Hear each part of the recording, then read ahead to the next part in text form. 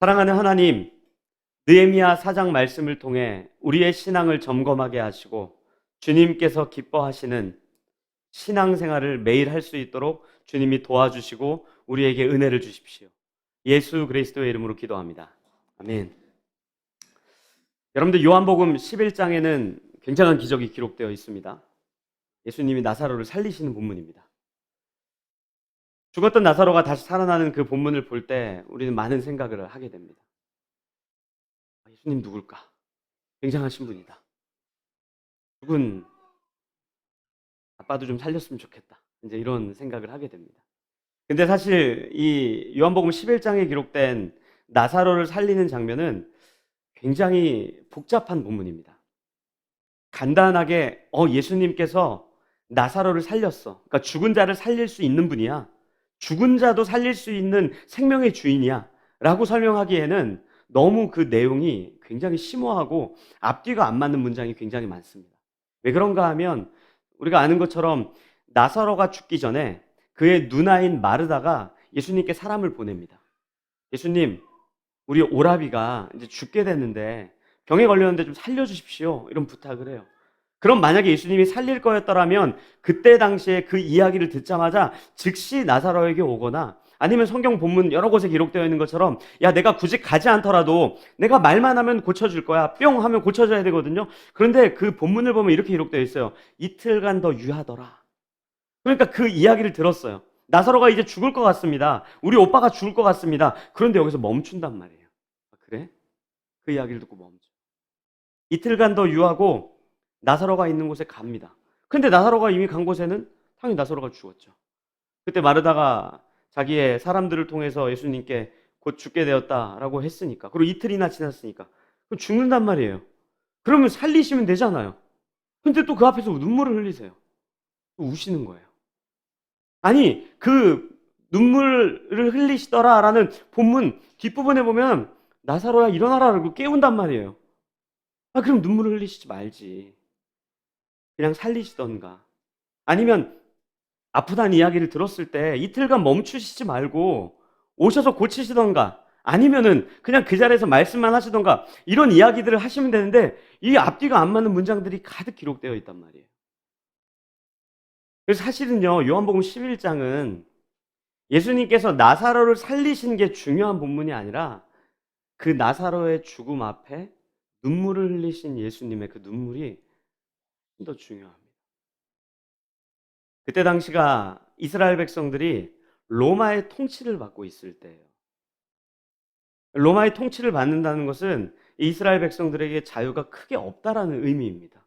자유가 없다라는 의미는 또한 군사력도 로마의 제약을 받고 또 그들에게 세금도 내고, 그러니까 두 다리 쭉 펴고 두 팔 벌리고 이렇게 자기에는 너무너무 힘겨운 삶을 살고 있었던 것이 그때 당시에 이 로마가 통치했던 시대의 분위기였어요. 물론 이스라엘 백성뿐만 아니라 다른 이방 나라들도 감히 로마에게 까불지를 못했습니다.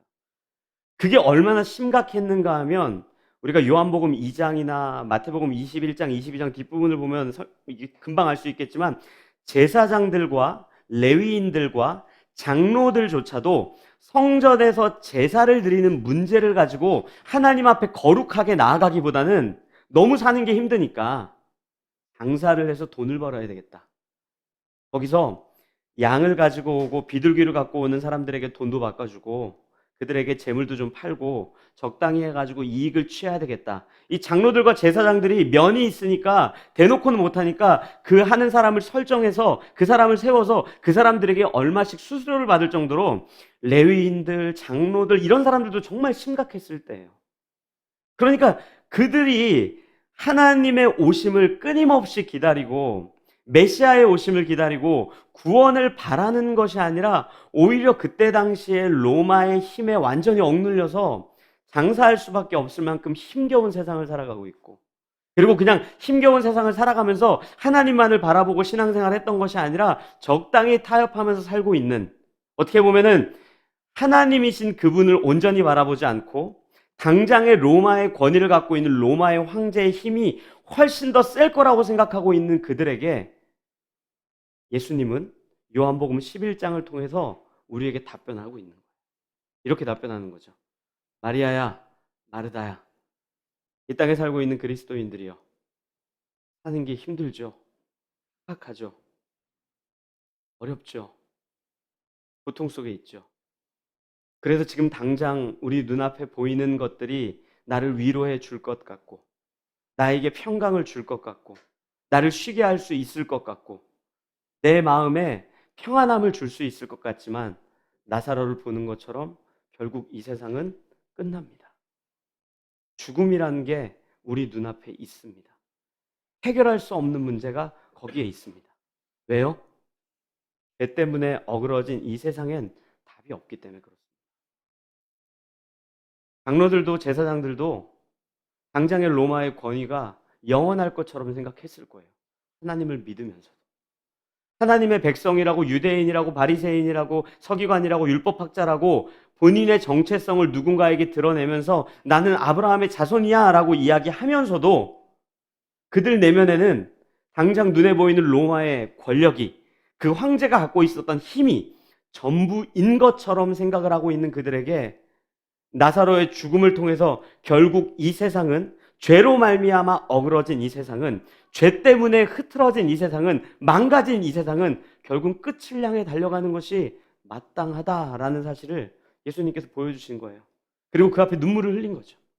물론 나사로, 사랑하는 마리아와 마르다와 나사로의 죽음 앞에 눈물을 흘린 것도 예수님이지만, 그것보다 더 의미 있는 눈물은 죄 때문에 망가진 이 세상, 권력화된 이 세상, 만몬주의가 된 이 세상, 그럼에도 불구하고 그것이 전부인 것처럼 살고 있는 이 세상에 대한 안타까움에 대해서 눈물을 흘리고 있는 겁니다.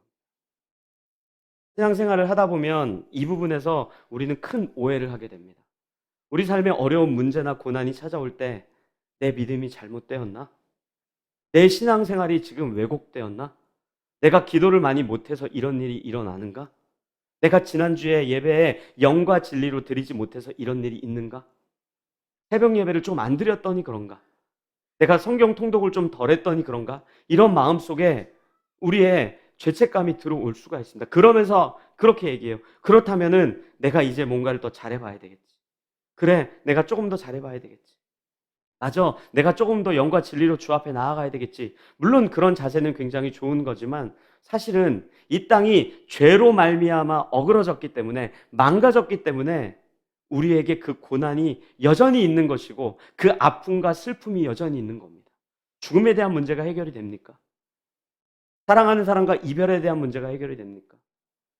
선지자들이 끊임없이 이야기하지 않았습니까? 하나님, 어떻게 악인이 우리보다 저렇게 잘 삽니까? 어떻게 악인은 하나님의 백성이 아님에도 불구하고 저렇게 득세합니까? 그럼에도 불구하고 왜 세상은 불의한 일이 이렇게 많이 일어납니까? 왜 우리는 아파야 되고, 왜 우리는 슬퍼야 되고, 왜 우리는 이별해야 되고, 우리는 왜 죽어야 되고, 왜 해결할 수 없는 문제들이 이렇게 많습니까? 저는 여러분들이 요한복음 11장과 같은 본문을 통해서 큰 위로를 얻으셨으면 좋겠어요. 우리의 신앙이 잘못됐기 때문에 우리에게 고난이 찾아오는 게 아니에요. 우리가 기도를 못했기 때문에 우리의 삶이 팍팍한 것이 절대 아닙니다. 우리의 예배 생활이 흐트러졌기 때문에 우리가 고난 중에 마치 그 고난의 터널이 끝이 분명히 있음에도 불구하고 영원한 것처럼 힘들게 살고 있는 게 아니에요. 성경은 그 부분에 있어서 그냥 무덤덤하게, 그냥 덤덤하게 이야기해요. 세상은 악하다.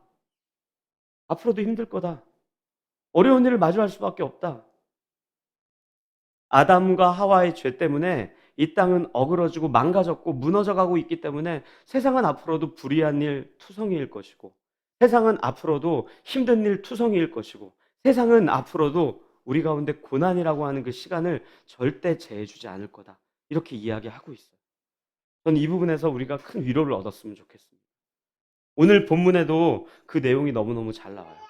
우리 지난주에 느헤미야가 얼마나 이스라엘 백성들과 함께 마음을 모아서 멋지게 성벽 재건하는 걸 보았습니까? 제사장으로부터 귀금속을 공예하는 사람, 향품 장사, 여성들까지 한 마음으로 느헤미야와 함께 성벽 재건을 했죠. 그리고 사장으로 넘어오자마자 갑자기 산발락과 도비아와 같은 사람들이 대적하기 시작해요. 그 성벽 공사를 중단시키려고 조롱하고 비아냥거리기 시작해요. 이 3장과 4장 사이에 느헤미야의 변심, 이스라엘 백성들의 타락, 이런 것들이 기록되어 있지 않아요. 그냥 갑자기 열심히 했음에도 불구하고 그 공사를 막고자 하는 사람들이 등장한단 말이에요. 마치 여리고성 전쟁에 승리하고 난 이후에 아간과 그의 가족들이 전리품을 취해서 그걸 꼽을 쳐가지고 아이성 전투에 실패한 것 같은 죄악이 여기에 기록되어 있지 않습니다. 그냥 갑자기 그냥 산발랏이라는 사람이 등장을 해요. 도비아가 나타나요. 그러면서 조롱을 해요. 뭐라고 조롱하는 줄 아세요? 제가 여러분들에게 읽어드리겠습니다. 4장 2절 들어보십시오. 자기 형제들과 사마리아 군대 앞에서 일러 말하되 이 미약한 유다 사람들이 하는 일이 무엇인가? 스스로 견고하게 하려는가? 제사를 드리려 하는가? 하루에 일을 마치려는가? 불탄 돌을 흙 무더기에서 다시 일으키려는가 하고 암몬 사람 도비아는 곁에 있다가 이르되 그들이 건축하는 돌 성벽은 여우가 올라가도 곧 무너지리라 하더라. 아멘. 이 문어체로 적혀 있으니까 여러분들 그냥 뭐 젠틀한 문장 같죠? 이거 젠틀한 문장 아니에요. 스스로 견고하게 하려는가? 이거 어떤 문장이면 이거예요. 야, 쟤네 봐라. 지들끼리 성벽 짓는 데네. 그럼 쟤네 하나님 대체 어딨냐? 야, 니네 하나님 어딨어? 니네 하나님 있으면 도와달라고 해봐. 니네끼리 뭐 하는 거야? 그 다음 문장 뭐예요? 제사를 드리려는가? 야, 그렇게 제사를 많이 받던 그 하나님은 대체 뭐 하고 있길래 이스라엘이 용우냥 욕골이 되도록 침묵하시느냐? 왜 쟤네들 저렇게 됐냐? 그렇게 비아냥거리는 거예요. 또 뭐라 그래요? 하루에 일을 마치려느냐? 이건 무슨 뜻입니까? 야, 하나님이 계시다면 한번 하루 만에 뿅 하고 해보십시오. 말도 안 되는 짓입니다. 그 다음 또 뭐라 그래요? 불탄 돌을 흙 무더기에서 다시 일으키려는가 하고 니네가 할 수 있는 일이라곤 이미 무너져 있는 그 벽돌들, 거기에 있는 돌들 잘 닦아가지고 써서 세워봐라. 그게 세워지냐? 여우만 올라가도 무너지겠다. 이렇게 비아냥거리는 거예요. 뭐 여기에 느헤미야의 이스라엘 백성들의 죄가 있습니까? 잘못이 있습니까? 전혀 없습니다. 그냥 비아냥거리는 거예요. 근데 이 비아냥거리는 이야기를 듣고 느헤미야가 어떻게 반응해요? 굉장히 간단하죠. 기도합니다. 뻔한 내용이죠. 당연한 내용이죠. 기도해요. 근데 여러분들 이 오늘 느헤미야가 했던 기도의 내용을 자세히 보면요. 충격적입니다. 제가 이 부분도 여러분들에게 읽어드릴게요. 4절부터 이렇게 합니다. 우리 하나님이여 들으시옵소서.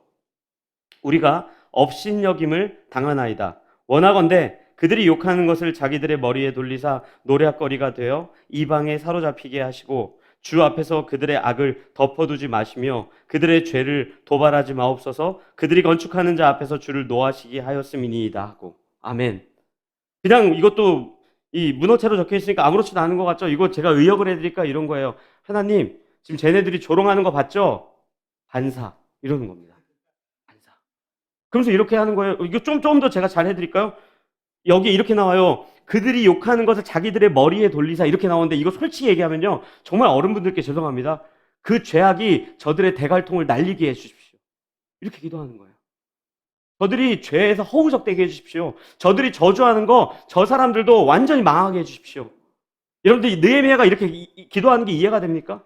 하나님 좋으신 분인데 하나님 사랑의 하나님이잖아요. 인자하시고 신실하신 분인데 하나님 어떻게 누군가를 저주하는 기도를 시키시는가? 근데 여러분들 시편 같은 데 보면요. 이런 기도 내용 진짜 많아요. 제가 본문 하나 읽어드릴게요. 시편 5편입니다. 이 대표적인 저주시거든요. 들어보세요. 여호와여 나의 말에 귀를 기울이시사 나의 심정을 헤아려 주소서. 나의 왕 나의 하나님이여 내가 부르짖는 소리를 들으소서. 내가 주께 기도하나이다. 여호와여 아침에 주께서 나의 소리를 들으시리니 아침에 내가 주께 기도하고 바라리이다. 주는 죄악을 기뻐하는 신이 아니시니 악이 주와 함께 머물지 못하며 오만한 자들이 주의 목전에 서지 못하리이다. 주는 모든 행악자를 미워하시며 거짓말하는 자들을 멸망시키리이다. 여호와께서 피 흘리기를 즐기는 자와 속이는 자를 싫어하시나이다. 오직 나는 주의 풍성한 사랑을 힘입어 주의 집에 들어가 주를 경외함으로 성전을 향하여 예배하리이다. 여호와여 나의 원수들로 말미암아 주의 의로 나를 인도하시고 주의 길을 내 목전에 곧게 하소서. 그들의 입에 신실함이 없고 그들의 심중이 심히 악하며 그들의 목구멍은 열린 무덤 같고 그들의 혀로는 아첨하나이다. 하나님이여 그들을 정죄하사 자기 꾀에 빠지게 하시고 그 많은 허물로 말미암아 그들을 쫓아내소서. 그들이 주를 배역함이니이다. 아멘. 굉장한 저주십니다. 저들 그냥 망하게 해주세요. 저들 저주받게 해주세요. 그들의 입이 무덤처럼 되게 해주시고 그들의 혀도 아첨하는 자들처럼 끝에 결국에는 멸망하는 자로 그들을 삼아 주십시오. 이렇게 기도해요.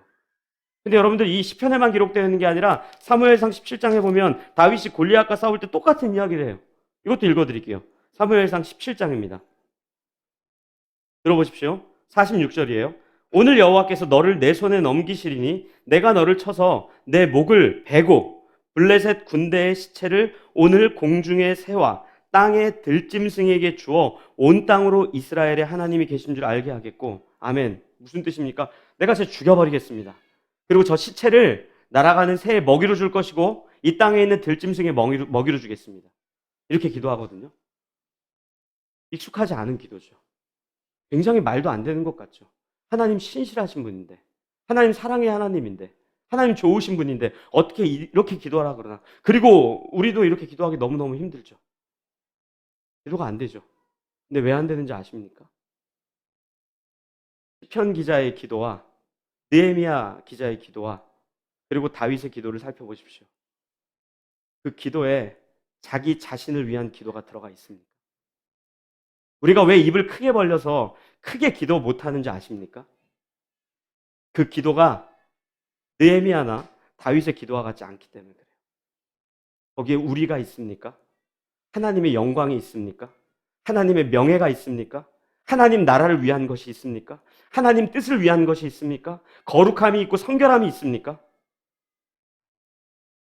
산발랏이 왜 이스라엘 백성들을 공격해요?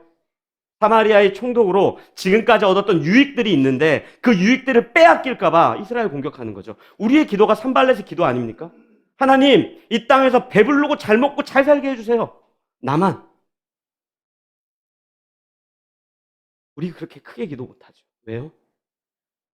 형 기자들의 기도가 아니거든요. 그렇다면 우리가 주 앞에 엎드려 기도하는 건 기도입니까? 주문입니까? 이방인들과 똑같은 기도 아닙니까? 우리 담대하게 기도할 수 있어야 돼요. 하나님, 내가 거룩하게 살고자 하는데, 내가 성결하게 살고자 하는데, 내가 당신의 이름과 명예를 드높여 살고 싶은데 내 앞길을 막는 놈들이 있으면 뺨을 후려갈겨 주시고 그 대갈통을 날려주십시오. 이 기도할 수 있어야죠. 근데 우리의 기도가 뭐예요? 나만을 위한 거죠. 주님, 난 예수 믿었으니까 이번 시험 잘 보게 해주세요. 주님, 적어도 내가 쟤보단 잘 나가게 해주세요. 내 이익을 빼앗기지 않게 해주세요. 이게 자신이 없죠. 기도가 안 되죠. 느헤미야는요, 처음부터 마지막까지 자기 자신을 위해 기도하지 않아요. 그래서 이렇게 담대하게 기도할 수 있어요. 시편 기자는요, 하나님의 나라와 영광을 위해서 기도하지 자기 자신을 위해 기도하죠.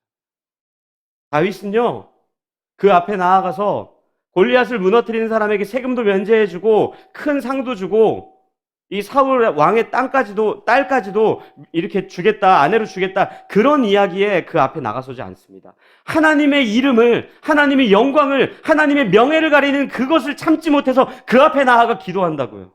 그렇다면 우리의 기도는요, 깊어지고 넓어지려면요, 기도의 시간을 확보하기 전에 우리의 기도의 내용을 점검해야죠. 예수님께서 제자들에게 주기도문을 알려주십니다. 그 내용 보십시오. 뭐라고 나와요? 하늘에 계신 우리 아버지요, 하늘에 계신 나의 아버지여라고 기도하지 않아요. 우리 아버지라고 기도합니다. 당신의 거룩하심을 위해 기도합니다. 하나님의 나라와 하나님의 뜻과 그분의 이름을 위해 기도합니다. 시험에 들지 않게 하길 기도합니다. 죄에 빠지지 않게 하길 기도합니다. 이 기도에 우리가 부끄러울 것이 있을까요? 전혀 없죠. 창세기 18장을 보면 아브라함이 하나님을 붙잡고 다리끄댕이 붙잡고 채근해요. 가지 마십시오. 내가 기도 또 할 겁니다. 가지 마십시오. 내가 기도 또 할 겁니다. 뭐 때문에 기도하는데? 하나님, 당신 지금 소돔과 고모라를 벌하려고 하는데 저기에 만약에 의인이 조금이라도 있다면 그들로 인해 그 땅이 거룩해지지 않겠습니까? 그럼 들어주십시오. 오케이, 들어줄게. 근데 또 가요. 다시 붙잡아요. 아니, 그것보다 적더라도 들어주세요. 그것보다 적더라도 또 들어주세요. 그것보다 적더라도 들어주세요. 그 기도할 때 아브라함 부끄러워하지 않아요. 망설임이 없습니다. 담대하게 기도하죠. 출애굽기 32장에 이스라엘 백성들이 우상 숭배할 때 모세가 십계명 두 돌판을 깨버리고 하나님께 또다시 간구해요. 뭐라고 간구해요? 얘네들 죄인이니까 용서해 주십시오. 얘네들 죄인이니까 좀 봐주십시오. 이게 우리의 기도가 돼야죠.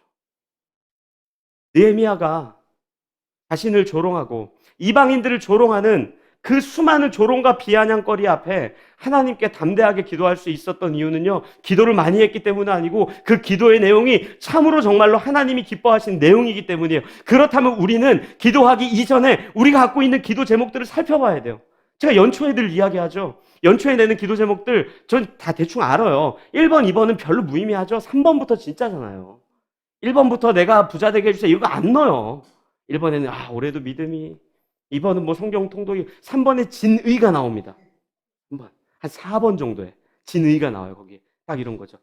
뭐 1번, 2번이 제일 중요하긴 한데 그래도 칸이 있으니까 그래도 올해 비즈니스가 좀 잘 되게. 그게 진짜잖아요. 제가 그게 나쁘다고 이야기 드리는 게 아닙니다. 하지만 우리의 기도가 넓어지고 깊어지려면 참으로 우리의 기도를 점검해 보셔야 돼요. 산발랏도 자기 입장에서는 최선을 다해서 기도하는 중이에요. 본인이 믿는 그 우상에게 기도했겠죠. 내가 사마리아의 총독으로서 지금 갖고 있는 능력과 지금 갖고 있는 유익들이 있는데, 이 유익들이 이스라엘 사람들이 성벽을 재건하면서 페르시아 왕이 유대인들만 좋아하면 어떡하나, 그럼 내가 갖고 있었던 여러 가지 권한들 다 빼앗기면 큰일 날 텐데 안 되겠다. 내가 믿는 신이시여 도와주십시오 라고 하는 그 기도와 우리가 하고 있는 그 기도가 다르지 않다면 우리의 기도는 기도가 아닌 거예요. 죄송합니다. 주문이죠. 비나이다 비나이다 당신께 비나이다. 항아리에 정화수를 떠놓을 테니 내 것 좀 들어주소서. 저는 우리의 기도가 우리의 거룩함을 위함이고 하나님 앞에 성결함을 위함이고 하나님 나라와 뜻을 위함이라고 한다면, 오늘 느헤미야와 다윗이 그리고 수많은 시편 기자들이 기도했던 것처럼 그 대적의 머리 위에 그 죄악들을 돌려주시고 그들을 수월의 깊은 곳에 빠져서 못 빠져나오게 해주십시오라는 기도를 우리 얼마든지 할 수 있어야 된다고 생각합니다. 그렇다면 우리의 기도를 끊임없이 살펴봐야 돼요. 왜요? 그 기도는 결국 우리를 어디로 인도하냐면 오늘 본문에 그 깊은 내용이 나와 있습니다. 우리가 14절을 같이, 이 본문은 같이 좀 읽겠습니다. 14절을 같이 읽겠습니다. 시작. 내가 돌아본 후에 일어나서 귀족들과 민장들과 남은 백성에게 말하기를, 너희는 그들을 두려워하지 말고 지극히 크시고 두려우신 주를 기억하고 너희 형제와 자녀와 아내와 집을 위하여 싸우라 하였느니라. 아멘. 느헤미야가 뭐라 그럽니까? 그 기도가 결국에는 크고 능하신 하나님 앞으로 우리를 인도하실 것입니다. 여러분들, 저 산발락과 도비야 이방인들 두려워하지 마십시오. 이 기도 제목이 우리가 보기에 뿐만 아니라 하나님 보시기에 합당한 기도 제목이라고 한다면 크고 능하신 그 하나님이 우리의 기도를 들어줄 겁니다라는 이야기로 우리를 이끈다고요. 우리 거기까지 이끌림을 받아야 되는 거예요. 여러분들, 마태복음 10장을 보면요, 예수님이 제자들을 파송하세요. 베드로야, 야고보야, 요한아, 일로 와봐. 너희 있잖아, 이제 가. 어디로 갑니까?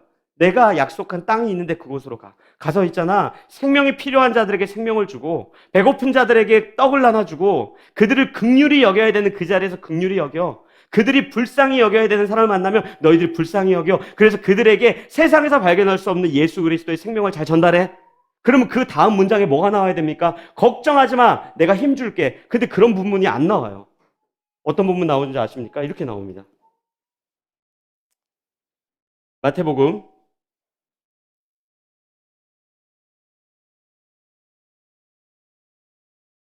10장입니다. 16절부터 제가 읽어드릴게요. 들어보십시오. 이렇게 이야기합니다. 보라, 내가 너희를 보냄이 양을 이리 가운데로 보냄과 같도다. 그러므로 너희는 뱀같이 지혜롭고 비둘기같이 순결하라. 사람들을 삼가라. 그들이 너희를 공회에 넘겨주겠고 그들의 회당에서 채찍질하리라. 또 너희가 나로 말미암아 총독들과 임금들 앞에 끌려가리니 이는 그들과 이방인들에게 증거가 되게 하려 하심이라. 너희를 넘겨줄 때 어떻게 또는 무엇을 말할까 염려하지 말라. 그때 너희에게 할 말을 주시리니 말하는 이는 너희가 아니라 너희 속에서 말씀하시는 이 곧 너희 아버지의 성령이시니라. 아멘. 뭐라 그럽니까? 이리 가운데 보내는 양떼 같대요. 만만치 않다는 이야기입니다. 어렵다는 이야기입니다. 이리떼 가운데 양을 둔다고 생각해 보세요. 잡아먹히겠죠. 그런데 그 잡아먹히는 현실 속에서, 그 억울하고 답답한 세상 속에서, 힘들고 터널과 같은 어두움 속에서 우리에게 말할 것을 알려주시고 우리가 무엇을 어떻게 해야 되는지 그 사랑의 하나님, 그 예수 그리스도 앞으로 우리를 인도하겠다라고 이야기해요. 그리고 나서 이 뒷부분에 보면은 마태복음 10장 28절에 이런 본문도 있어요. 그러면서 얘기해요. 그 이리때 가운데 사는 양과 같은 너희들 들으십시오. 몸은 죽여도 영혼은 능히 죽이지 못하는 자들을 두려워하지 말고 오직 몸과 영혼을 능히 지옥에 멸하실 수 있는 이를 두려워하라. 아멘. 저는 우리 라이프교회 가족들의 기도가 깊어졌으면 좋겠습니다. 넓어졌으면 좋겠습니다. 주문이 아니라 진짜 기도했으면 좋겠습니다. 그러기 위해서는 우리의 기도의 시간을 확보하는 것도 중요하고, 또한 기도하는 장소를 살펴보는 것도 중요하고, 일주일 중에 스케줄을 잘 짜는 것도 중요하지만 가장 중요한 것은 그 기도의 내용이 정말 주님이 기뻐하는 내용인지 아니면 주문과 같은 것인지 이방인들과 같은 내용인지 살펴보셔야 돼요. 올해 2023년 라이프교회 가족들의 그 기도의 깊이와 하나님의 사랑과 또 성령 하나님의 인도하심이 전 충만히 있었으면 좋겠어요. 마치 갈렙과 같이 정말로 담대하게 하나님 앞에 주님, 저 산지 나에게 주십시오. 당신께서 나에게 약속하지 않으셨습니까? 그리고 나는 그 땅을 받아서 그 다음 세대에게 또다시 가나안을 정복하는 일에 마땅히 기쁘게 사용하겠습니다. 멋지지 않습니까? 주님, 나에게 저 땅을 주십시오. 남들은 헐벗고 배고파하고 있는데 나는 60평, 70평 살고자 합니다.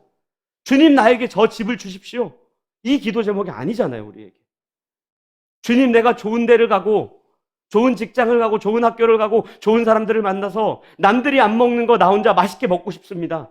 나 혼자 즐기고 싶습니다. 이게 아니잖아요. 우리의 기도가 깊어지려면요, 우리의 기도의 내용을 살펴보셔야 돼요. 갈렙처럼, 아브라함처럼, 느헤미야처럼, 시편 기자들처럼 담대하게 하나님께 요구하십시오.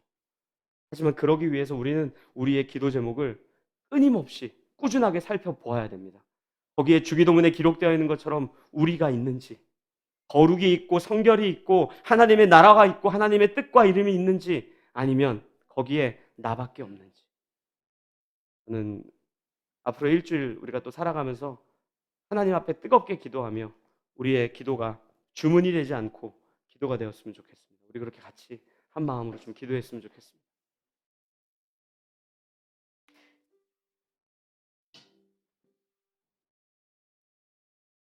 우리 같이 기도할 때 주님, 내가 기도하되 주님께서 원하시는 기도하게 해달라고 기도했으면 좋겠습니다. 주님께서 가르쳐 주신 것처럼 하늘에 계신 우리 아버지여, 이름이 거룩히 여김을 받으시오며 하나님의 나라가 이 땅에 임하시고 하나님의 뜻이 하늘에서 이루어진 것처럼 이 땅에서 이루어지고, 오늘날 우리에게 일용할 양식을 주시고 우리의 죄를 사한 것처럼 나도 그 죄를 사하게 해주시고, 우리를 시험에 들게 하지 마시고 우리를 악에서 구원해 주십시오. 이 기도로 우리의 기도 생활이 충만하게 해달라고, 주문이 되지 않고 하나님을 향한 기도가 되게 해달라고 같이 한 마음으로 우리의 기도를 위해 주님 앞에 기도하도록 하겠습니다. 기도하시겠습니다. 하나님 아버지, 말씀을 통해서